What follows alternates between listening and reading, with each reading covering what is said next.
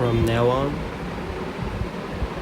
we are gonna be preparing for the MRCS Part 1 according to the schedule prepared by Master the MRCS Academy.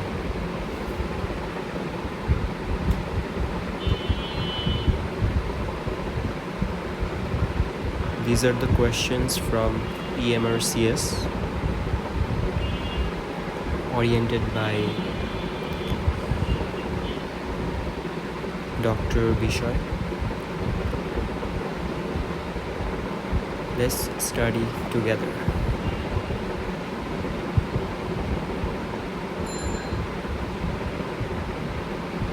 And acquire the MRCS Part 1.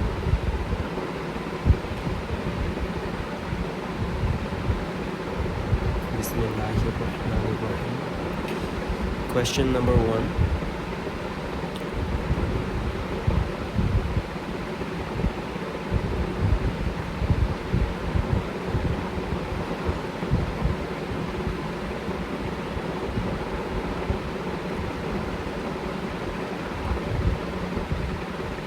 These questions are from the physiology topic.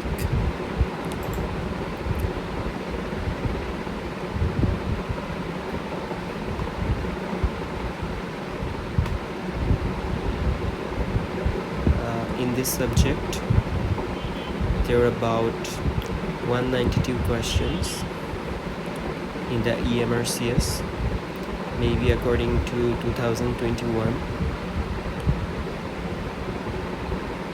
Okay, let's get started.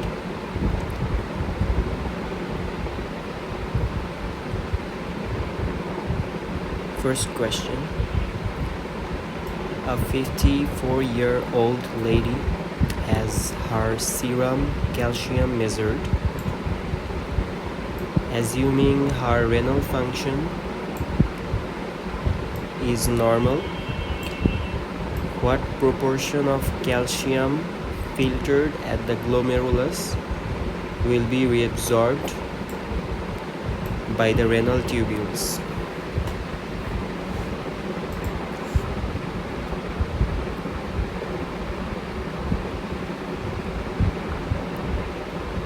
A 54-year-old lady has her serum calcium measured. Assuming her renal function is normal, what proportion of calcium filtered at the glomerulus will be reabsorbed by the renal tubules? So normal physiology is needed here. I think it's 95%.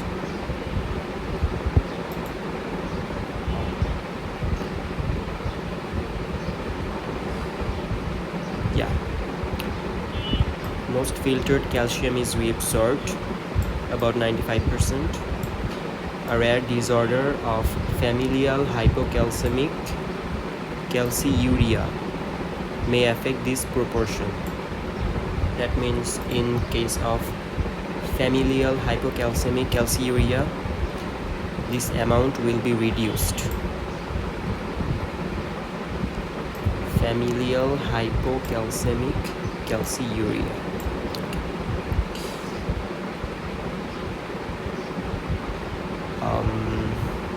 Let's study.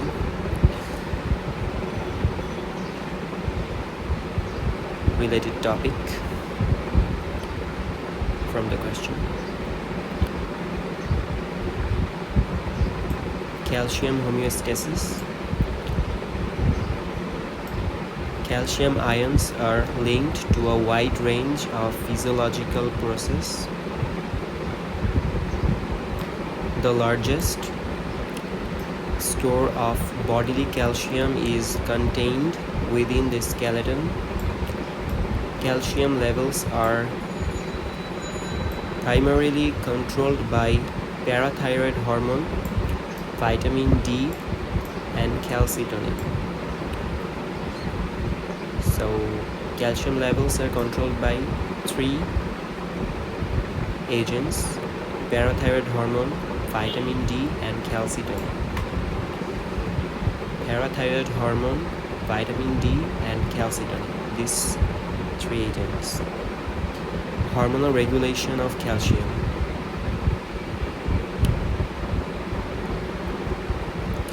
So first, parathyroid hormone. It increases calcium levels and decreases phosphate levels.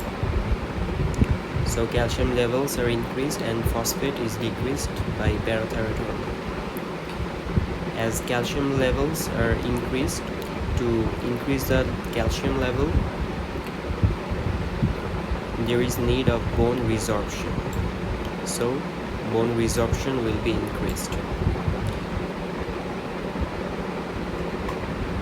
There is also an immediate action on osteoblasts to increase calcium ion in the extracellular fluid to raise the calcium level.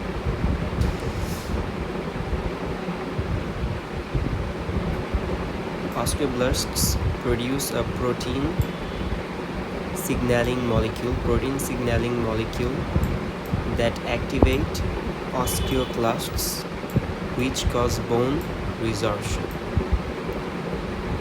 So to increase the level of calcium in blood, there is need of bone resorption, and bone resorption is done by osteoclasts, and these osteoclasts are activated by osteoblasts. So parathyroid hormone increases the activity of osteoblasts.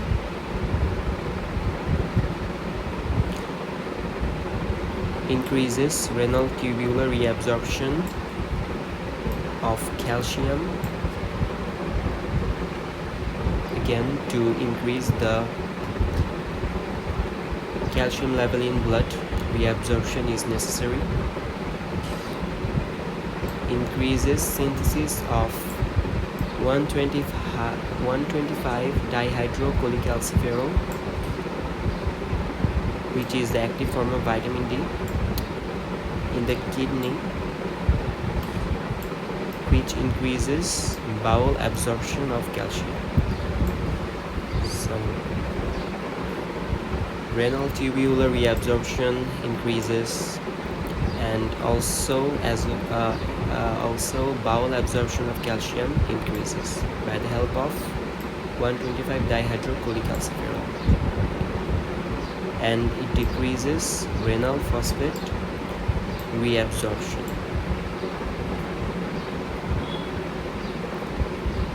So as reabsorption decreases, so less phosphate are reabsorbed in the blood. Hence, there will be less potassium, because more of the phosphate, and that's why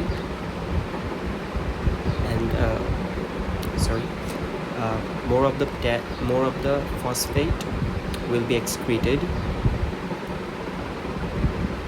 and that's why there will be decreased level of phosphate. So two actions of parathyroid hormone: it increases calcium level as well as it decreases phosphate levels. Now let's come to 125 dihydrocholecalciferol, which is the active form of vitamin D. It increases plasma calcium and plasma phosphate. So it increases both calcium and phosphate. And for this, reabsorption is to be increased, both from the renal tubule and the bowel. It also increases the osteoclastic activity to make the blood level of calcium high.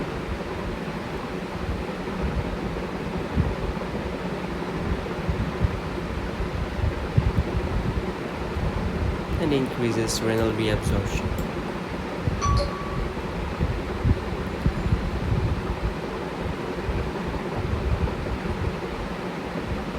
Now the last one, calcitonin. Calcitonin is secreted by C cells of thyroid. So calcitonin is secreted from thyroid, specifically C cells of thyroid. What does calcitonin do? It inhibits calcium absorption. That means obviously the blood level of calcium will be low. It also inhibits osteoclastic activity so that bone resorption is reduced. Less bone resorption means less calcium will go into blood. It also inhibits renal tubular reabsorption of calcium. So more calcium will be excreted and there will be less calcium in the blood. So calcitonin is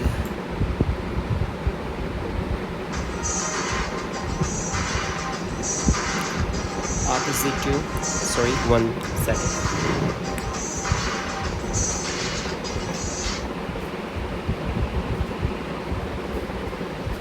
Sorry for the interruption. Calcitonin is opposite to what we have studied, the parathyroid hormone and 125 dihydrocholecalciferol. Again, between these two, the difference is parathyroid hormone increases calcium but decreases phosphate, whereas 125 dihydrocholecalciferol increases calcium and also increases phosphate. So this was about hormonal regulation of calcium.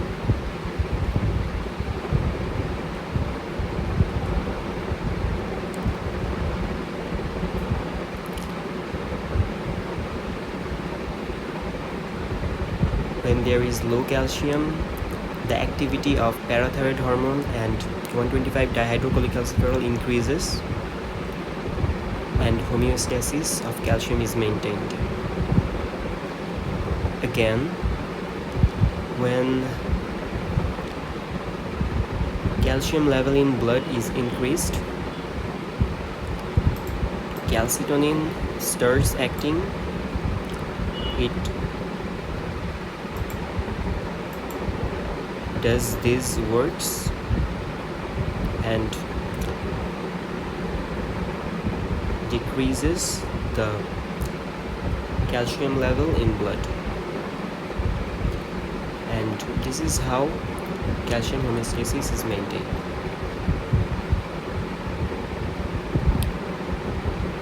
Both growth hormone and thyroxine also play a small role in calcium metabolism.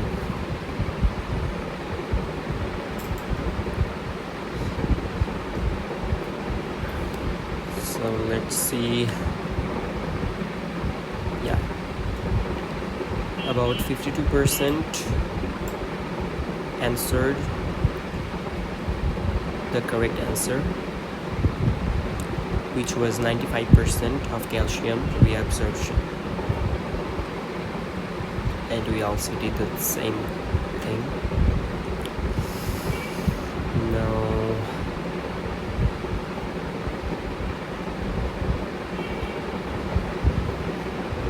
move to question number 2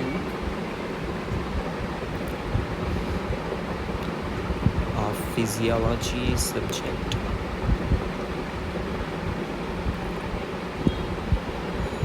Which of the following statements is true of glucagon?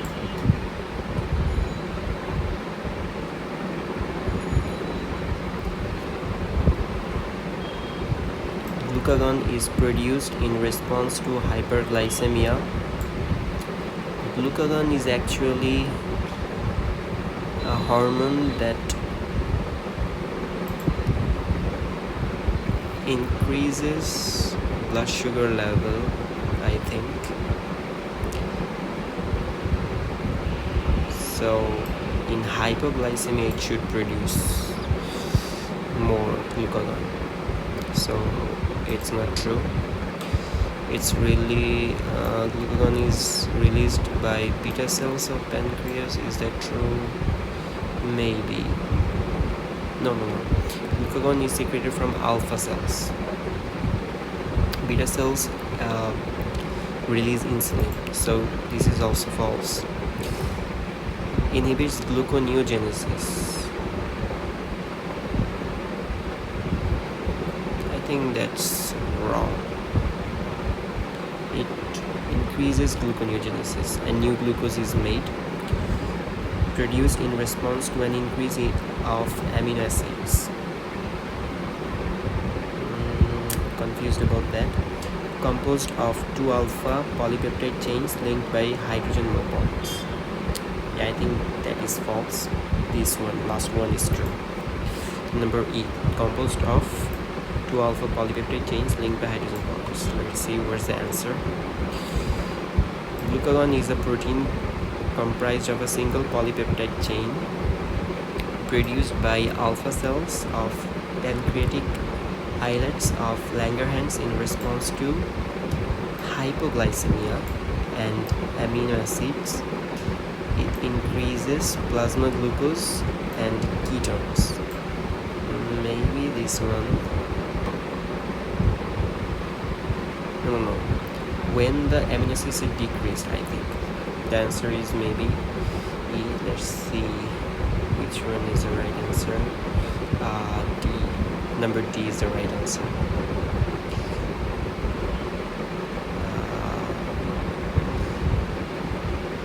So increase in amino acid and decrease in glucose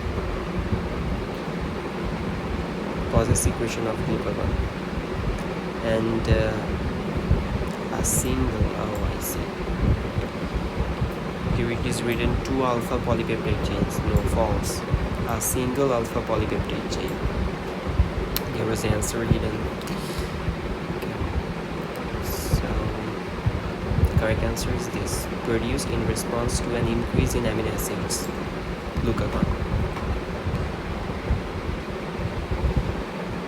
Let's study a little bit about glucagon. Glucagon, the hormonal antagonist to insulin, obviously, is released from the alpha cells of the islets of Langerhans in the pancreas. It will result in an increased plasma glucose level, obviously. Stimulation. Glucagon is stimulated by decreased plasma glucose, increased catecholamines, that means adrenaline, epinephrine, norepinephrine, etc., dopamine, increased plasma amino acids, here it is, and inhibition by somatostatin. Statin means inhibit types. Can you remember that? Like this. And glucagon is the antagonist of insulin, so inhibition by insulin, of course. And if increased amino acids stimulates glucagon, then what are left? Free fatty acids and keto acids. So if these are increased, glucagon will be depressed. Okay. Oh, there are more of them. So stimulation is also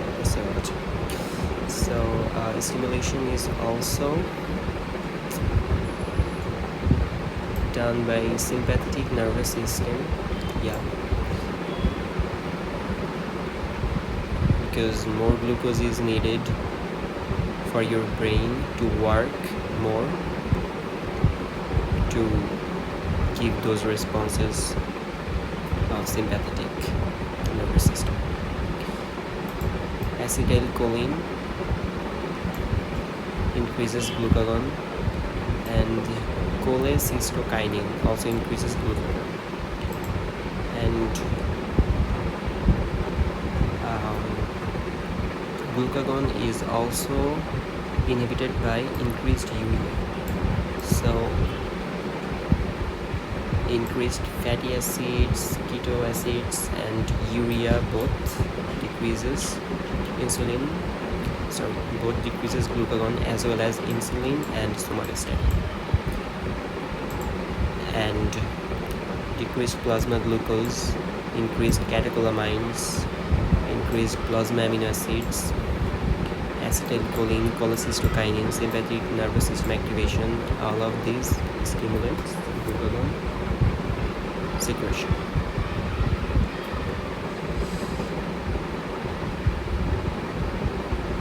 Well, second question is also completed.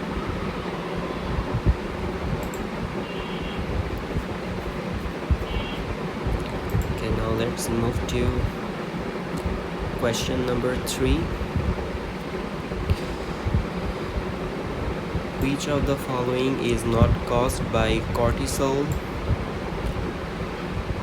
in the stress response? So we need to find that another thing that is released in a stress response but not related with cortisol.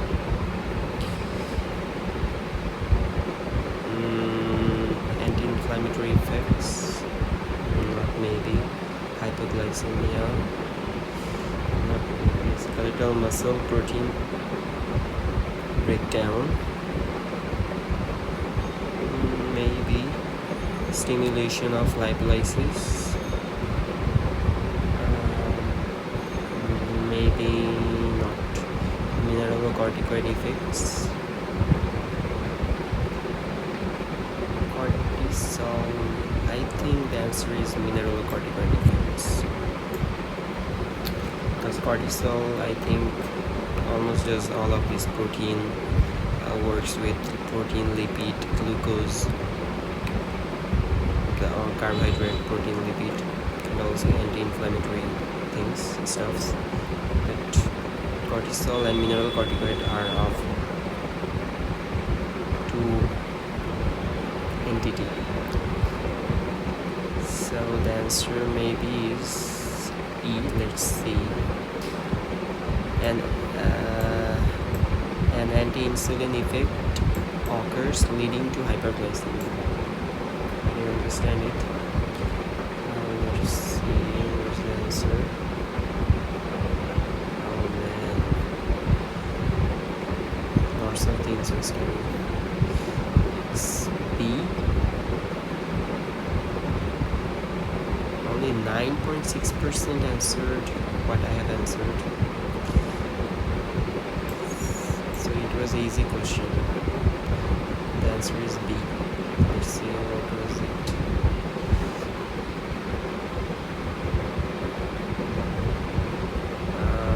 Yeah, here it is. Hypoglycemia. Yeah.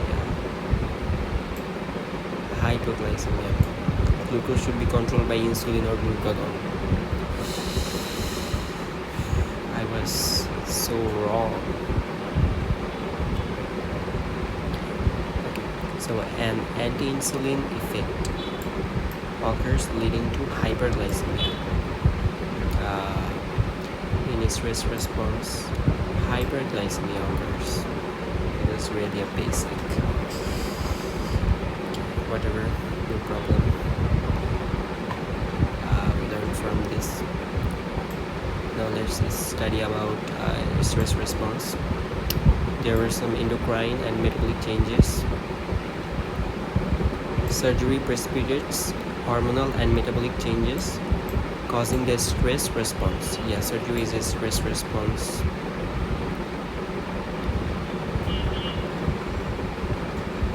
Stress response is associated with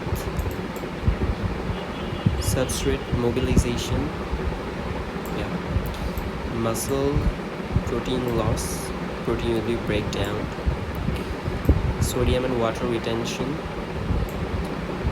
suppression of anabolic hormone secretion, so there will be more catabolism to produce more energy. There will be breakdown of protein, lipid.